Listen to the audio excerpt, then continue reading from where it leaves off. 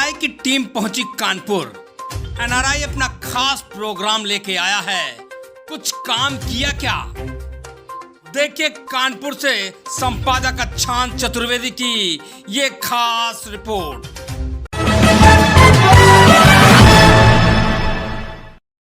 नमस्कार मित्रों, अभी हम लोग हैं गोविंद नगर विधानसभा में और गोविंद नगर विधानसभा के बसपा के प्रत्याशी हमारे साथ अशोक कालिया जी हैं और उनसे पूछेंगे, क्योंकि पिछली बार जो यहाँ से विधायक रहे, चूंकि दो विधायक रहे 5 सालों के अंदर, सुरेंद्र मैथानी जी बीजेपी से और सत्यदेव पचौरी जी, चूंकि बाई इलेक्शन हुए थे। अब हम बात करेंगे कि काम क्या हुआ, क्योंकि हम लोग का प्रोग्राम जो लेके आए हैं, कुछ काम किया क्या, तो उसके तहत पूछेंगे कि क्या क्या काम हुए हैं, अगर विधायक बनते हैं तो क्या क्या काम कराएंगे। तो इसी में हम लोग का स्लोगन है, उसी के साथ हम लोग कहेंगे, नेताओं की वादों की बिसात पर खेल अभी जारी है, चुनावी आशाओं की दहलीज पर निराशा का तमाशा अभी जारी है, लेकिन बाकी अभी सच, जिसे दिखाएंगे न्यूज रियल इंडिया पे।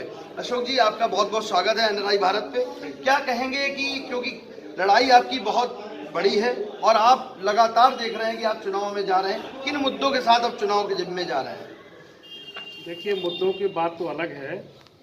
कानपुर नगर में जो भी विकास आपको दिखता है, गंगा के किनारे जितने घाट बने हैं, बहन कुमारी मायावती जी ने अपने शासनकाल में 2007 से लेकर 12 वाली सरकार ने बनाए हैं। पनकी मंदिर का निर्माण, उसका पुनरुद्धार, उसका जो जीर्णोद्धार, जो कुछ हुआ है बहुजन समाज पार्टी की सरकार में हुआ है। बहन जी ने 1600 करोड़ रुपए कानपुर में पेयजल योजना के लिए दिया था। कानपुर में गंगा बैराज बहन कुमारी मायावती जी ने दिया है। हमारी सरकार ने जितना काम किया है, जितना भी विकास किया है, किसी और ने नहीं किया है।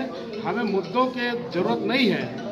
हमारी पार्टी ने जब सरकार में आई है, इतने काम किए हैं, क्योंकि उनका प्रचार प्रसार नहीं हुआ। कांसीराम ट्रामा सेंटर कानपुर में 15,000 आपके कांसीराम कॉलोनी, शहर के अंदर 30 वर्ग मीटर जमीन, उनका मालिकाना हक, जो कच्ची बस्तियां थी उनको पक्का करके दिया। तमाम ऐसे काम हैं जो हमारी सरकार ने किए हैं।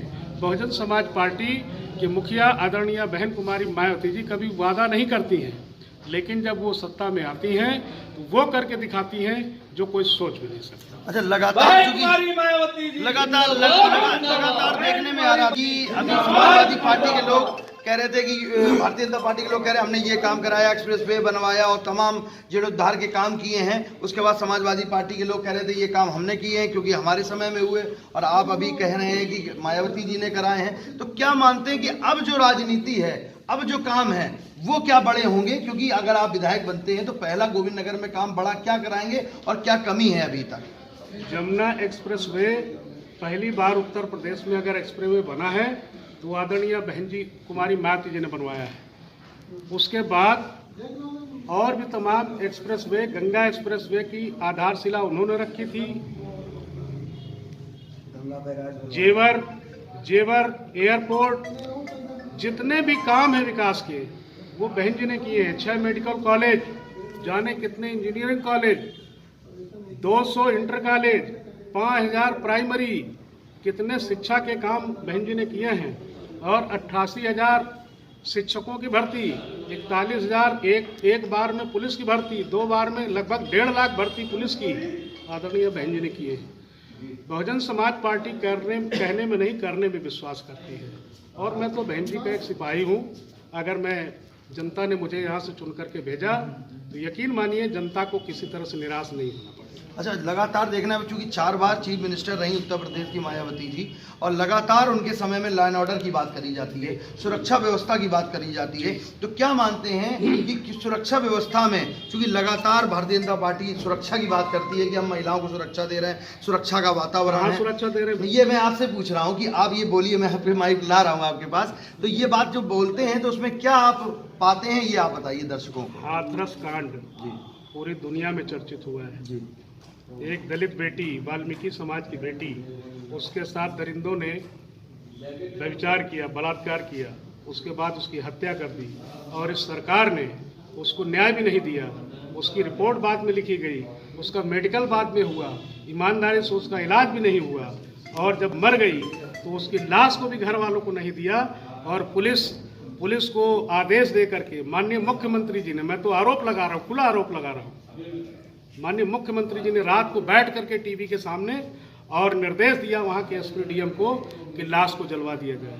मिट्टी का तेल डाल करके रात को 2 बजे लाश को जलाया गया। ये कानून है, ये कानून है। थाने के अंदर अरुण वाल्मीकि अभी मारा गया आपके आगरा में, ये कानून है। आपके संजीत हत्याकांड आपके कानपुर नगर में, मनीष गुप्ता हत्याकांड कानपुर नगर में पुलिस के द्वारा हो रहा है। तो कानून व्यवस्था की बात तो करना है बेकार की बात है। अच्छा, एक बात और करेंगे, क्योंकि लगातार ये बातें आ रही हैं कि क्योंकि जाति समीकरण पे बहुत, क्योंकि उत्तर प्रदेश में जाति समीकरण पे जो काम होता है उसके बाद तमाम पार्टी ध्रुवीकरण का भी काम करती है। तो जाति समीकरण पे, क्योंकि कोर वोट तो आपका है ही है, वो तो लगातार, चूंकि आप ही लोग बताते रहे, आपके पार्टी के नेता बताते रहे कि आपका जो वोट है, वोटिंग परसेंटेज हमेशा बढ़ता है। क्योंकि इस बार सबसे ज्यादा ब्राह्मणों पे ज्यादा ध्यान दिया गया, क्योंकि लगातार तमाम पार्टी सम्मेलन, आपकी भी पार्टी ने सम्मेलन ब्राह्मण कराया, प्रभु सम्मेलन भाजपा ने भी किया, सपा भी ब्राह्मण सम्मेलन करा रही है। तो क्या लगता है ब्राह्मणों को कैसे इस बार लुभा रहे हैं आप लोग? ब्राह्मण समाज बुद्धिजीवी कौम है और उसको समझने की, समझाने की जरूरत नहीं है। वो जानता है कि हमारा भला कहाँ है, हमारा कल्याण कहाँ से हो सकता है।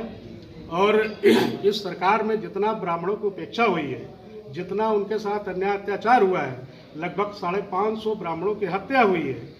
खुशी दुबे आज भी जेल के अंदर है, नाबालिग लड़की, उसका क्या कसूर था कि उसको जेल में डाल दिया, उसकी जमानत भी नहीं होने दे रहे हैं। कौन सा इतना बड़ा अपराध कर दिया। वहीं दूसरी तरफ विधायक आपके उन्नाव के और तमाम ऐसे लोग थे जिन लोगों ने ऐसे जघन्य अपराध किए, लेकिन उसके बाद भी सरकार ने उनके खिलाफ कोई कार्रवाई नहीं की। जब पब्लिक का प्रेशर पड़ा तब उसके बाद कुछ कार्रवाई हुई। तो ये जो कानून का व्यवस्था का मामला है वो पूरी तरीके से सरकार द्वारा फेल है, कहीं भी नहीं। एक आखिरी सवाल, क्योंकि भारतीय जनता पार्टी बराबर ये कहती है कि हमारे जो कार्यकर्ता हैं कार्यकर्ता हैं। अच्छा, हम लोग सब जानते हैं, मीडिया कर्मी भी जानते हैं, आप लगातार कई वर्षों से बसपा के कार्यकर्ता रहे, बहुत पुराने से आप पद पे भी रहे। लगातार आज पार्टी ने आपको, कार्यकर्ता को एक पार्टी का टिकट दिया है, तो क्या मानते हैं कि कहीं ना कहीं अगर कार्यकर्ताओं पे बसपा भी अब ज़्यादा से ज़्यादा ध्यान देने लगी है, और क्या कहेंगे पार्टी के लिए और कार्यकर्ताओं के लिए? मैं पार्टी के कार्यकर्ताओं से, अपने साथियों से कहना चाहूँगा कि मैं 38 साल से इस पार्टी की सेवा कर रहा हूँ, ईमानदारी से काम कर रहा हूँ। बहन जी ने मुझे 1996 में टिकट दिया, कैंट से चुनाव लड़ा, 2007 में घर से बुला करके मुझे राज्य मंत्री का दर्जा दिया, आयोग का चेयरमैन बनाया, बहुत सम्मान दिया, और अभी भी मुझे घर से बुला करके गोविंद नगर का प्रत्याशी बनाया है। तो मैं जनता को कहना चाहता हूँ, जनता और कार्यकर्ता से अपने कहना चाहता हूँ कि आप ईमानदारी से अगर काम करेंगे तो आपके कार्य की गणना कहीं न कहीं होती है। और निश्चित रूप से बहन कुमारी मायावती जी न्याय की देवी हैं, जिंदा देवी हैं, वो किसी को निराश नहीं करती हैं। अगर उनके लिए कोई 1 रुपए का करता है तो वो 100 रुपए करने का काम करती है। तो साफ तौर से अशोक जी को बेबाकी के लिए जाना जाता है और उन्होंने बेबाकी से सवालों के जवाब दिए। ऐसे ही अपडेट एनआरआई भारत पे लगातार दिखाते रहेंगे। बने रहिए न्यूज़ रियल इंडिया के साथ। मैं अक्षांश चतुर्वेदी, कानपुर।